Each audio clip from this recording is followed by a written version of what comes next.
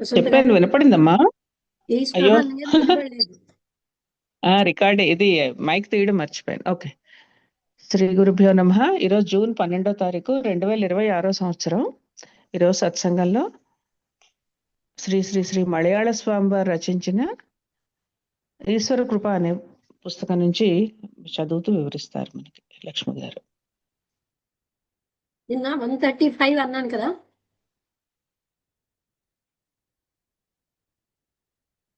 అవును.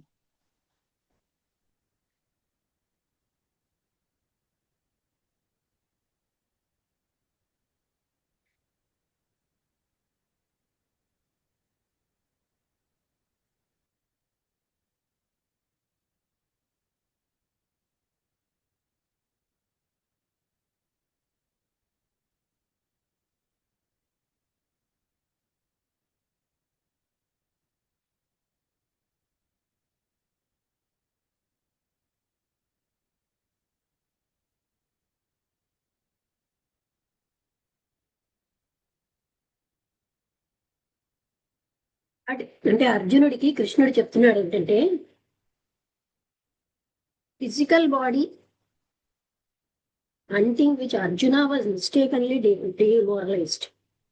ఇది అవ్వలేదేమో. కై కై క్లైబ్యం అనే పదానికి ఇక్కడ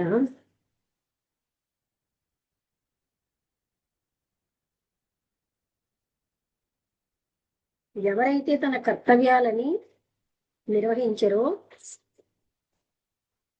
అంటే తనకి ఒక స్త్రీ అయితే స్త్రీకి సంబంధించిన, పురుషుడికి సంబంధించిన కర్తవ్యాలని నిర్వహించకుండా ద క్వాలిటీ ఆఫ్ అది క్లైబ్యం అంటారు. హెర్మాఫ్రోడైట్ అంటే రెండు లింగాలు కలిసి చేసే పని. అర్జున, మన రియల్ సెల్ఫ్ అన్నది ఆత్మే. దాన్ని శస్త్రాలతో ఛేదించలేము, అగ్నితో కాల్చలేం, నీటితో తడపలేం, లేకపోతే దాన్ని గాలి ఎండింప చెయ్యదు. అచ్ఛేద్యేయం అయం అధ్యాయం అక్కే అంటే ఇది ఇంగ్లీష్ లో ఉండడం వల్ల నాకు కష్టంగా ఉందని. ఆత్మ అన్నది ఎవరు కూడా దాన్ని ముక్కలు చేయలేరు, లేకపోతే దాన్ని దహించలేరు, తడపలేరు. ఇది నిరంతరాయంగా అంతటా ఉంటుంది. చాలా నిశ్చలంగా, కదల్చలేనట్టుగా శాశ్వతంగా ఉండేదే ఆత్మతత్వం. వసంతలత 135 నిన్న గుర్తుందా నీకు? 138 అని అనుకుంటున్నాను. నువ్వేమిటంటావు? 133 అనా ఏమిటంటే? 5 సరే చదువుతున్నానులే అక్కడి నుంచి. 130.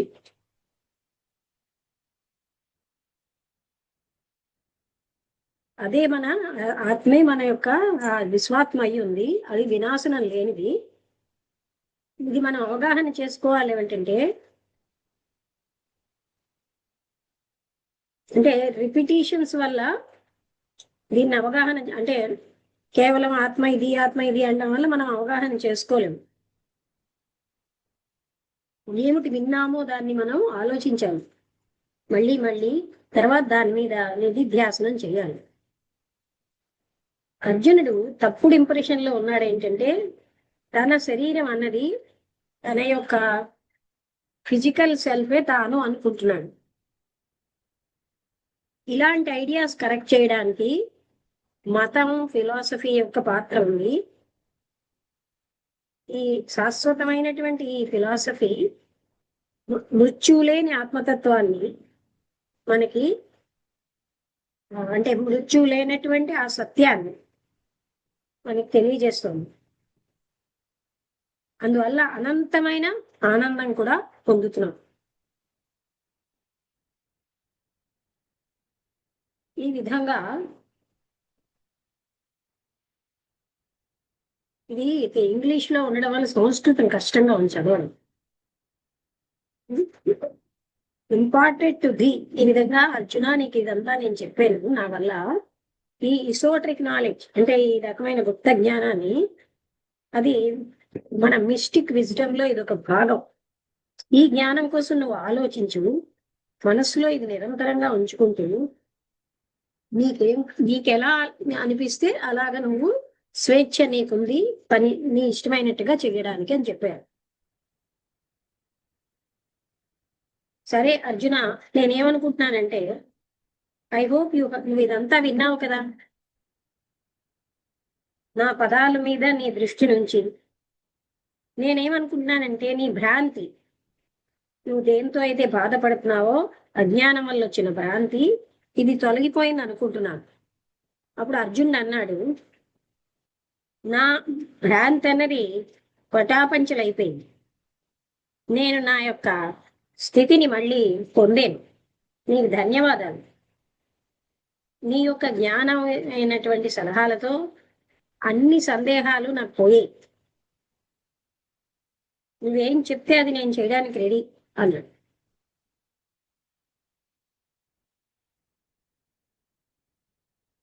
ఇంతకంటే ముందున్న శ్లోకంలో ఏం చెప్పారంటే, శిష్యుడికి చేయవలసిందేదో చెప్పారు. ఇప్పుడు ఫిలాసఫర్ ఈ యొక్క ఫంక్షన్ ఏంటి అంటే, తనే ఏర్పరచుకున్న ఈ భ్రాంతిని తొలగించడం, ఆయనలో ఆత్మవిశ్వాసాన్ని పెంచాలి, తన్ని తాను ముక్తి పరచుకోవడం. ఇమాన్సిపేషన్ అంటే ముక్తి. ఇప్పుడు మనం మన అటెన్షన్ వశిష్ఠుడు ఏం చెప్పాడు అనే వైపు చూద్దాం. రాముడికి ఆ డైలాగ్ ఏంటంటే యోగ వాసిష్టంలో ఉంది. అది భగవద్గీత తర్వాత ప్రాముఖ్యత కలిగిన గ్రంథం. దీనికి 6 చాప్టర్స్ ఉన్నాయి, 32,000 శ్లోకాలు. వాల్మీకి దీన్ని కంపోజ్ చేశాడు బ్రహ్మ యొక్క ఆజ్ఞతో. దీనికి ఉన్నటువంటి ఆదిభౌతికమైన జ్ఞానమే కాకుండా కింగ్ జనకుడు యొక్క సెయింట్ సుకుడు అంటే మహర్షి, సుఖ మహర్షి, నారద మహర్షి, ఇతర జ్ఞాన ప్రాప్తిని పొందిన వాళ్ళ కోసం వింటాం. అదే విధంగా నోబుల్ లేడీ చూడాలక ఆవిడ బతికుండగానే ముక్తిని పొందేది. మానవులే కాకుండా దేవతలు, వాళ్ళ యొక్క నందికేశ్వరుడు, ఆయన ఎద్దు యొక్క ఆకారం తీసుకున్నాడు. అలాగే కాకభూష, ఆయన కాకి యొక్క ఆకారం. ఇవన్నీ కూడా యోగ వాసిష్టంలో వస్తాయి. ఈ పవిత్రమైన పుస్తకం యొక్క ముఖ్యమైన మెసేజ్ ఏంటంటే, అంటే మన యొక్క భక్తి ద్వారా, సమర్పణ ద్వారా ప్రతి జీవి ఏ ఎక్సెప్షన్ లేకుండా, స్త్రీ అయినా పురుషుడైనా ఏ జాతికి చెందిన లిబరేషన్ పొందడానికి అర్హులే. ఇంకా పుస్తకంలో ఎలా చెప్తున్నారంటే, గీతలో చెప్పినట్టుగా రాముడి యొక్క దుఃఖం, రాముడి యొక్క ముఖం అన్నది కాంతిహీనంగా బాధతో అయిపోయింది. వైట్ లోటస్ అంటే తెల్లటి కలవలాగా, దానిలో ఉన్నటువంటి తేనెని పూర్తిగా తీసేస్తే ఆ బి అంటే తేనెటీగతో ఆయన వరితో దుఃఖంతో ఈ టెంపర్ ఉన్న రాముడు ఈ విధంగా ఒక వర్డ్ కూడా స్పీక్స్ నాట్ ఏ వర్డ్, ఎవరితో ఏం మాట్లాడటం లేదు. ఒక గోడ మీద ఉన్న మాటలు లేని పిక్చర్లా ఉన్నాడు. ఆయన్ని తిరిగి తిరిగి అడిగితే తన తండ్రి అడిగాడు దశరథుడు, నిన్ను అంత ఎక్కువగా కష్టపెడుతున్నది ఏంటి? రాముడు జవాబు చెప్పలే.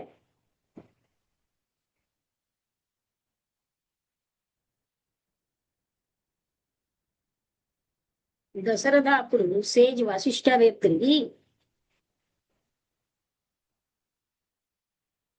ఆయన్ని ఏమిటి వరి అవుతుందో, వరి రామ మీరు వశిష్ఠ మహామునికి చెప్పన్నాడు. అప్పుడు ఆ వశిష్ఠ మహాముని ఆ పరిస్థితిని జాగ్రత్తగా చూసి ఆ రాజుతోటి, అక్కడ ఒక ముఖ్యమైన కారణం ఉంది, చాలా విలువైన కారణం రాముడి యొక్క వర్రి వెనకాల. మీరేమీ బాధపడక్కర్లేదు ఆయన యొక్క దుఃఖం మీద అని దశరథుడితో చెప్పాడు.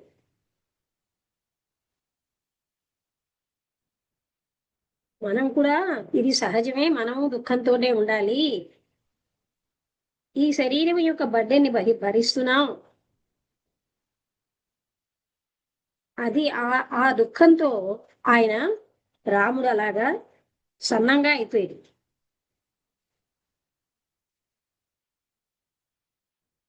అంటే నిరంతరం ఉపవాసంతో అన్ని త్యాగం చేసిన మహర్షిలాగా ఎంతో ఎక్కువసేపు మెడిటేషన్ లో కూర్చుని, రాముడేమో తన బట్టలు, ఆహారం, తాగడం ఏది కూడా పట్టించుకోవడం మానేశాడు.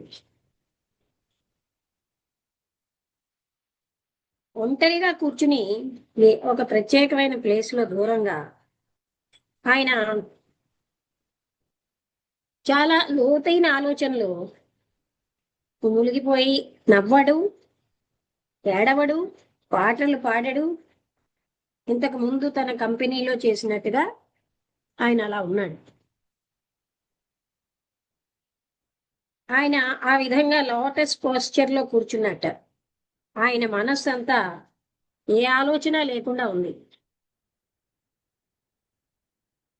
ఆయన యొక్క ఎడం చేతిని తన బుగ్గల మీద ఉంచుకుని, రాముడు ఏమీ కదలిక లేని దుఃఖంతో ఉన్న పిక్చర్లా కూర్చున్నాడు.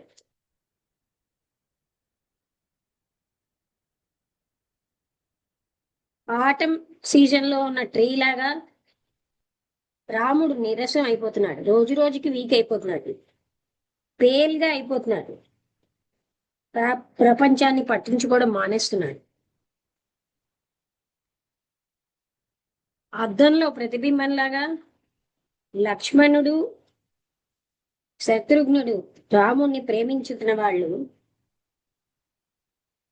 వాళ్ళు రాముడిలాగే బలహీనం అయిపోతున్నారు.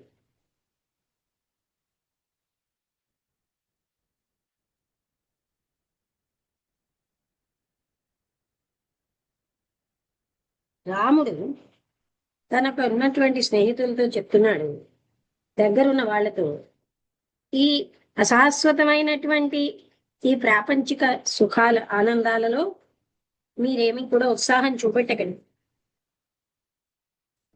ఆయన రిపీటెడ్ గా తన స్నేహితులతో చెప్తున్నాడు, సౌమ్యంగా ముక్తికి సంబంధించి తీసుకెళ్ళనేటువంటి ప్రయత్నాలలో మీరు ఏమీ మొలగకండి. ఈ విధంగా మీ కొడుకు యొక్క దుఃఖమైన స్థితి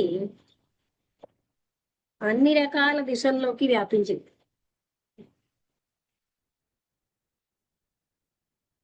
దయచేసి ఆయనని ఇలాంటి దాంట్లోంచి బయటికి తీసుకురండి అన్నాడు. రాముడి యొక్క వైరాగ్యాన్ని, ఆయన ఉద్దేశ్యం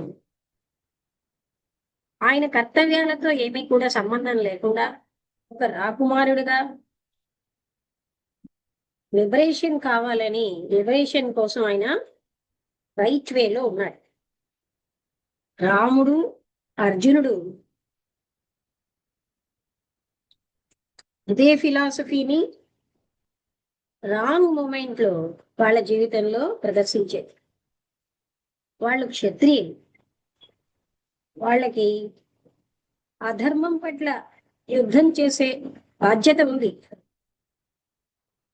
ధర్మాన్ని నిలబెట్టాల్సిన కర్తవ్యము ఉంది. కానీ వాళ్ళ త్యాగం తప్పని చెప్పలేం. ఎందుకంటే అలాంటి వైరాగ్యం ఉన్న మనసే సహజంగా ముక్తికి దారితీస్తున్నట్లు. భగవద్గీత నుంచి కూడా, యోగ వాసిష్టం నుంచి మనం ఏం తెలుసుకున్నాం అంటే, త్యాగం చేయడానికి ఈ టైప్ ఆఫ్ రెనౌన్సియేషన్, త్యాగం అన్నది మనకి మహాత్ములు బోధిస్తున్నారు. మానవాళి అందరూ లిబరేట్ అవ్వాలంటే అలాంటి వైరాగ్యం అవసరం. దీన్ని మనం తప్పుగా అవగాహన చేసుకోకూడదు. ఏంటంటే త్యాగంతో కూడిన జీవితం వృధా అని గాని సోమరితనం అని గాని అర్థం చేసుకోకండి.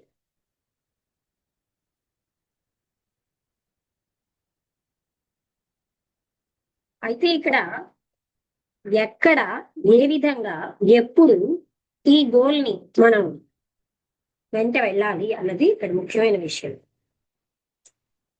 ఇక్కడితోటి ఆ చాప్టర్ అయి మనస్తత్వము, మెంటాలిటీ అనే చాప్టర్ మొదలైంది.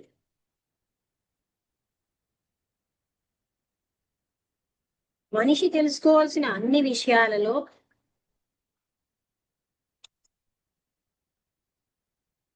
మోస్ట్ డిఫికల్ట్, కష్టమైనది ఏంటంటే మనస్సుని యొక్క స్థితిని అవగాహన చేసుకోవడం.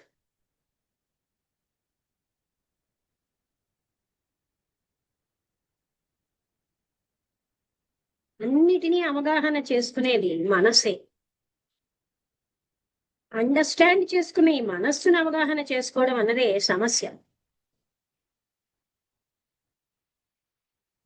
కేవలంగా మనం ఒక సుపీరియర్ ఇంటెలెక్ట్ మానసికమైన పనులన్నీ యాక్టివేట్ చేస్తోంది అని గ్రహించడం చాలా. అలాంటి రియలైజేషన్ అన్నది కొంతమంది సెలెక్టెడ్ ఫ్యూ వాళ్ళు తెలుసుకోగలరు. వాళ్ళు ఈ మానసిక స్థితిని దాటి మీదకి వెళ్తారు. ఏకత్వం అన్న చైతన్యంలో అక్కడ ద్వైతం అన్న ఆలోచనే లేని స్థితికి వెళ్ళిపోతారు. కొద్ది మంది మాత్రమే ఈ స్థితిని దాటి వెళ్తారు.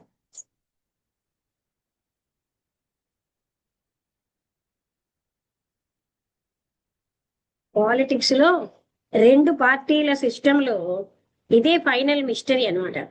దీన్ని అలా పోల్చొచ్చు మనం. ఒకటి రూలింగ్ పార్టీ, ఈ పార్టీ పవర్ లో ఇతరుల యొక్క వ్యూస్ ని అది ఎప్పుడు సపోర్ట్ చేయదు. అదే విధంగా మైండ్ అన్నది అన్ని పనులకి మోటివేట్ చేసే మనస్సు, దాన్ని మనం అవగాహన చేసుకోలేము.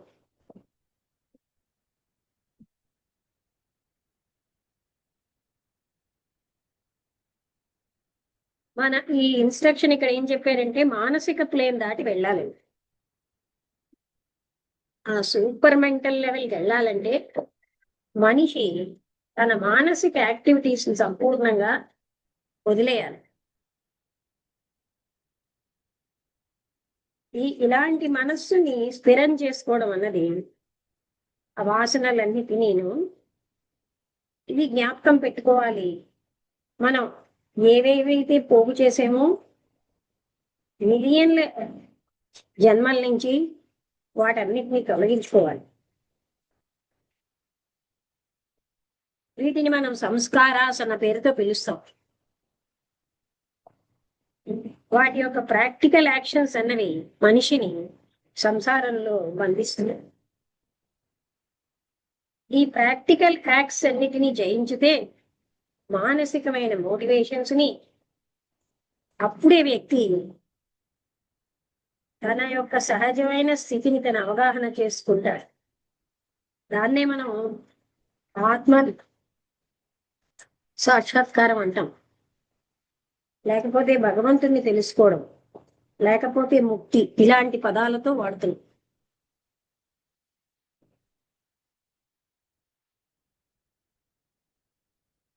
అయితే ఇక్కడ ఏం చెప్తున్నారంటే ప్రపంచంలో మిగతా ఎలాంటి తెలుసుకోవాలన్నా మనస్సు అనేది అక్కడ జయించాల్సిన అవసరం లేదు. భగవంతుణ్ణి తెలుసుకోవడానికి మాత్రం మానసికమైన పవిత్రత అవసరం. మానసిక పవిత్రత నుంచి మనస్సుని జయించడం అన్నది చాలా సులువైపోతుంది, సులువైన స్టెప్. కానీ చాలా తక్కువ మంది మైండ్లెస్నెస్ అనే స్థితికి చేరతారు.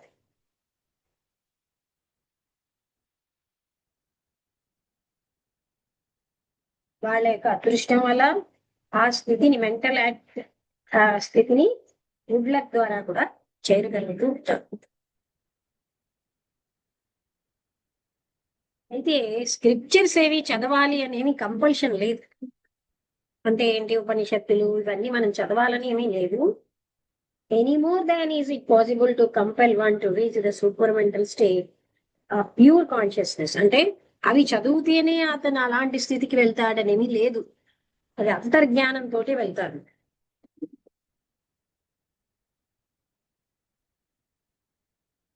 అయితే ఈ ఫ్యాక్ట్ చెప్పడంలో సెల్ఫ్ నాలెడ్జ్ అనేది బాహ్యం నుంచి ఎవరు బోధించలేరు, లేకపోతే మెటీరియల్ నాలెడ్జ్ నుంచి అది పొందలేరు.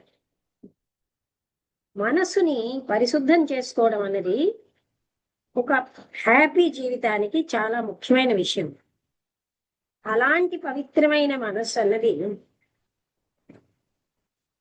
సాధన చతుష్టయం ద్వారానే పొందగలం. ఈ 4 సెల్ఫ్ నాలెడ్జ్ చెందినవి అంతర్గతమైన దృష్టితో మనిషి, అవేంటంటే యదా తే మోహకలిదం బుద్ధి, భగవద్గీత శ్లోకం. నిరంతరమైన యోగ ప్రాక్టీస్ ద్వారా మీ భ్రాంతి అన్నది మీ జ్ఞానంతో తొలగిపోతుంది. అప్పుడు మీకేమీ కూడా తెలుసుకోవాల్సిందంటూ ఏముండదు. అప్పుడు మీకు వైరాగ్యం అన్నది మీ యొక్క ఎసెన్స్, అంటే వైరాగ్యంతో లిబరేషన్ అనేది పొందుతారు అని కృష్ణుడు అర్జునుడితో చెప్పాడు. స్కంద ఉపనిషత్తు ఏం చెప్తోందంటే, ఈ అంటే పరిశుద్ధం కాని బుద్ధితోటి ఇంపోజ్ అయినటువంటి మన యొక్క సహజమైన స్వభావం మనకు కనబడదు. అయితే ఇలాగా మన మీద ఆవరించబడినటువంటి ఈ మిథ్యాజ్ఞానాన్ని తీసేస్తే అప్పుడు ఆయన సంపూర్ణమైన ఆత్మతత్వాన్ని గ్రహించుతాడు. అంతవరకు తన శరీరాన్ని అని అజ్ఞానం వల్ల అనుకుంటాడు.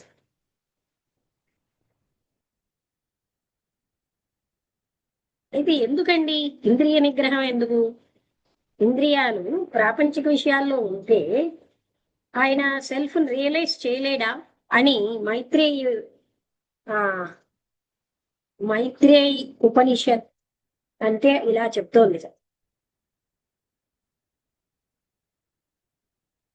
అంటే ఇంద్రియ సుఖాలు నిజంగా మనిషిని బానిసం చేసేసినాయి. వాటి ఆనందానికి అలవాటు పడిపోతే అల్టిమేట్ రియాలిటీ వైపు వెళ్ళాలని ఉండదు.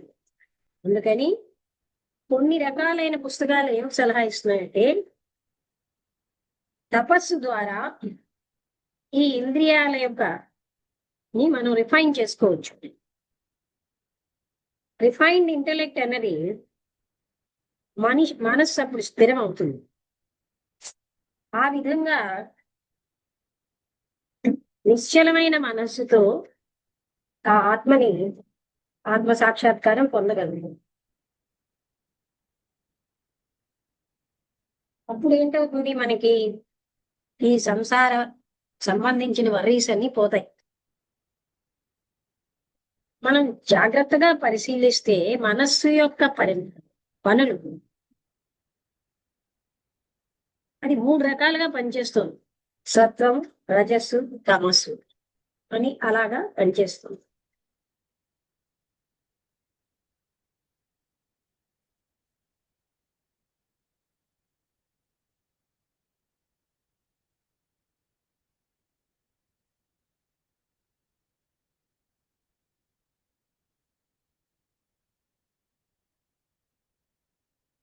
పేజ్ ఒక్క పిసర్ టచ్ అవుతే ఇటువంటి వెళ్ళిపోతుంది.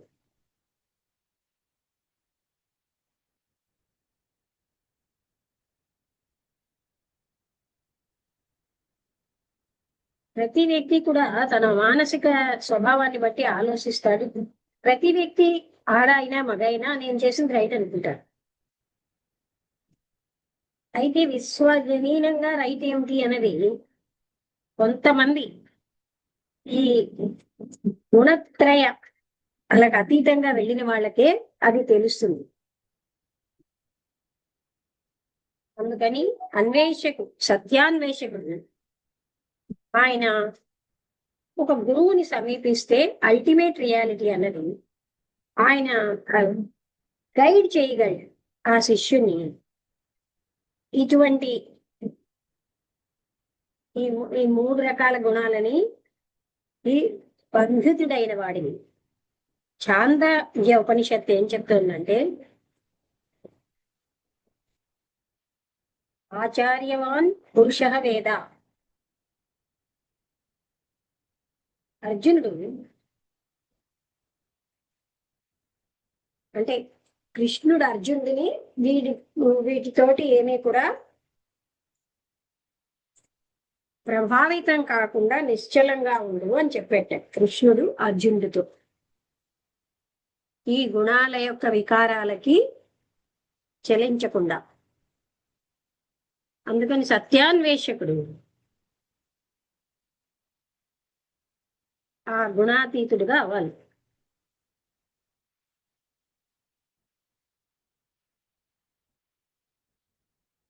ఆయనకి ప్రతి వ్యక్తి కూడా తనకి ఎప్పటి నుంచో ఉన్నటువంటి ఆ వంశపారంపర్య లక్షణాలతోటే బిహేవ్ చేస్తాడు. ఆయన ఉన్నటువంటి విశ్వాసం ఆ ఇన్హెరిటెన్స్ మీద ఆధారపడి ఉంటుందని. ఏ వ్యక్తి అయితే రంగుటద్దాలు వేసుకుంటాడో ఆయనకి జగత్తంతా కూడా కలర్డ్గానే ఉంటుంది. అలాగే రకరకాలైన టెంపర్మెంట్స్ తో ఉన్న వ్యక్తి కూడా, అంటే కోపంలో ఉన్నవాడికి అందరూ కోపంలో ఉన్నట్టే ఉంటారు. రియలైజ్డ్ సోల్ మాత్రం పక్షపాతం లేకుండా ప్రపంచాన్ని చూడగలదు. అందుకని అవధూత గీతలో దత్తాత్రేయుడు ఏమంటున్నాడంటే, భగవత్ కృపతో మనిషి మోనిస్టిక్ రియాలిటీ, ఆ ఏకత్వ అనుభూతిని, ఇండివిజువల్ ని యూనివర్సల్ సెల్ఫ్ అని గ్రహించగలడు. అది అతన్ని సంపూర్ణంగా భయం లేకుండా స్వేచ్ఛగా సంసార దుఃఖాలన్నిటిలోంచి స్వేచ్ఛ పొందేటట్టు చేస్తుంది. అందుకే జ్ఞానులు పదే పదే మన మీద ఇంప్రెషన్ ఇస్తున్నారు ఏంటంటే, సెల్ఫ్ కంట్రోల్ చాలా అవసరం. మనస్సు అన్నది ఇంద్రియమయమైన బంధాల నుంచి ఫ్రీ అవ్వాలి. ఆ ఉన్నతమైనటువంటి ఆ జ్ఞానం గాడ్స్ కృపతోటే దొరుకుతుంది, భగవంతుడి కృపతోటే. అప్పుడు లిబరేషన్ దొరుకుతుంది. వీటన్నిటికీ ఫస్ట్ స్టెప్ ఏంటంటే మనస్సుని పవిత్రం చేసుకోవాలి అన్ని వాసనల నుంచి. 144 పేజ్ అని వసంతలత నీకు కట్ అయిందా? మధ్యలో రాలేదు.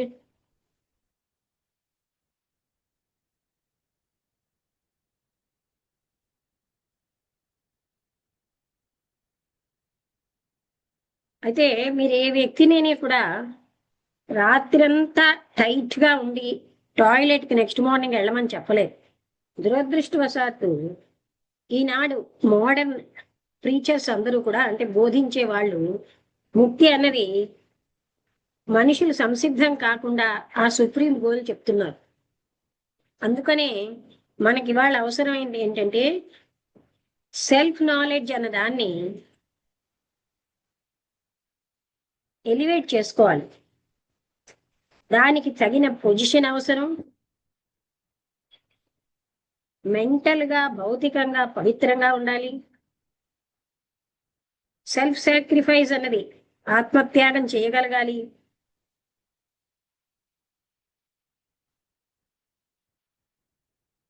జ్ఞానవంతమైన పనులే, అజ్ఞానవంతమైన పనులు చేయకూడదు.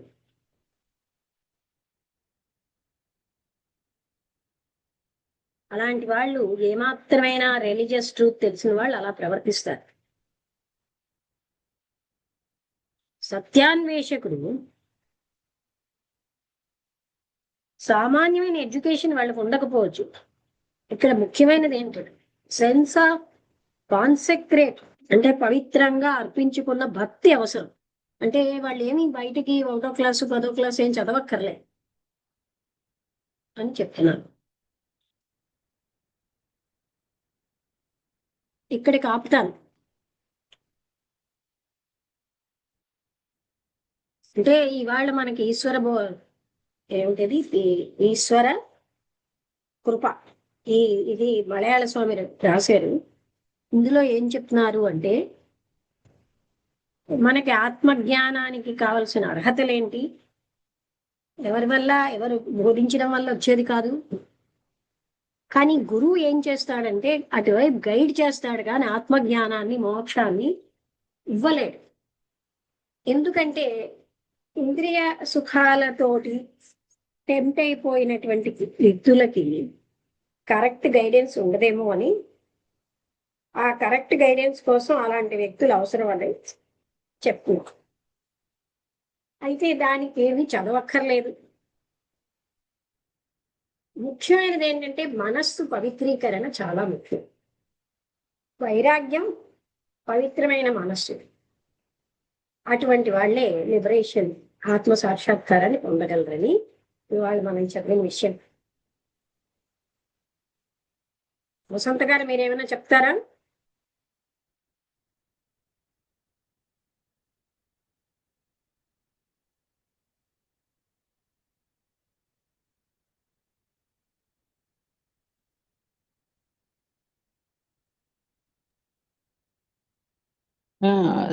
అదే ఇప్పుడు అరకొర జ్ఞానం ఉన్న వాళ్ళకి కూడా చాలా పెద్ద విషయాలు తెలిసిపోవడం వల్ల వాళ్ళకి తోచిన బుద్ధితో వాళ్ళు దాన్ని వక్రీకరించి కూడా మాట్లాడుతున్నారు. ఇదొకటి నేను ఇవాళ అవును కదా ఏంటండి అనిపించింది. నాకు అర్థం కావట్లేదు. అరకొర జ్ఞానం అన్నారా? అంటే ఇప్పుడు మామూలు సివిలియన్ పీపుల్ కి చాలా తక్కువ జ్ఞానం ఉన్నప్పుడు వాళ్ళు పెద్ద ఈ విషయాలు విన్నారనుకోండి, ఆధ్యాత్మిక పరమైనవి, వాళ్ళకి తోచిన బుద్ధితో దాన్ని మ్యానిపులేట్ చేసేస్తున్నారు. అంటే అరకొర జ్ఞానం అనకంటే సొసైటీ పవిత్రమైన ఆచరణ లేకపోతే అది. అది అంటే ప్రిపేర్డ్నెస్ స్కాలర్ ఇది ఏమీ లేకుండానే అవన్నీ తెలుసుకోవడం వాళ్ళకి వేరేగా అర్థం అవుతుంది. అది ఎందుకు ఇంద్రియ నిగ్రహం అవసరము అంటే అది చెప్పారు. లేకపోతే ఇంద్రియ నిగ్రహం లేకుండా మనకు ఆత్మజ్ఞానం రాదా అంటే రాదు. ఎందుకంటే మనసు మనం ఇందులో మునిగిపోతుంటాం.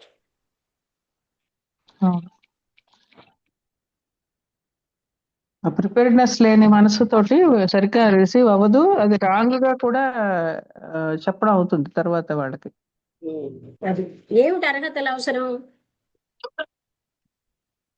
ముఖ్యమైన 2 అర్హతలు చెప్పారు.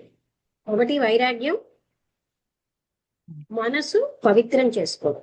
ఆ మనస్సు పవిత్రం అవడం లేదా నిశ్చలం అవడం లేదా మనస్సు నాశనం అవడం ఏదైనా ఒకటే. అప్పుడు మాత్రమే ఆత్మ సాక్షాత్కారానికి అర్హులవుతాం. పేజ్ నెంబర్ 146 ఉందండి. 146 నుంచి చదవాలి.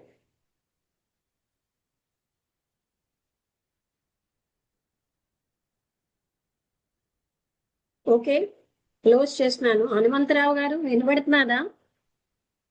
జూమ్ యూజర్ అంటే హనుమంతరావు గారేనా?